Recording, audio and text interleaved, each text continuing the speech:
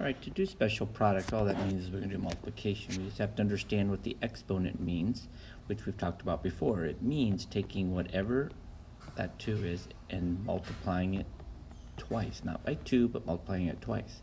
Now once we have this is just a FOIL problem. So 3x times 3x is 9x squared.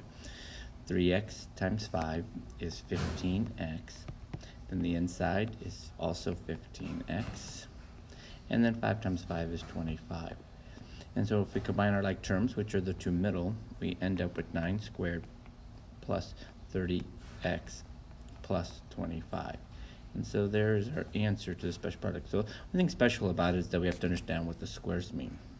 Same thing with the square of a difference. It's not any different in that we're still going to take and just write it twice, except it just has a subtraction sign, and we didn't do FOIL again. So 2 times 2 is 4x squared.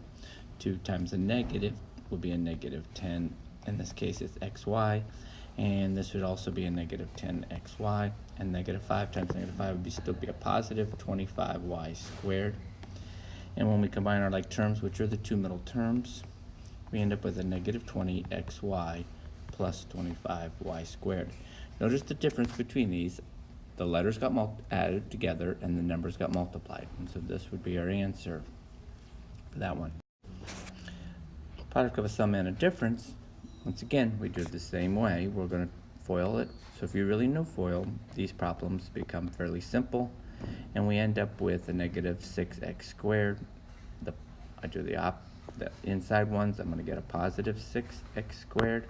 And 3 times 3 will be a negative 9. The difference is if we have the same exact numbers and it's a positive and a negative, these two will end up being 0 or canceling out.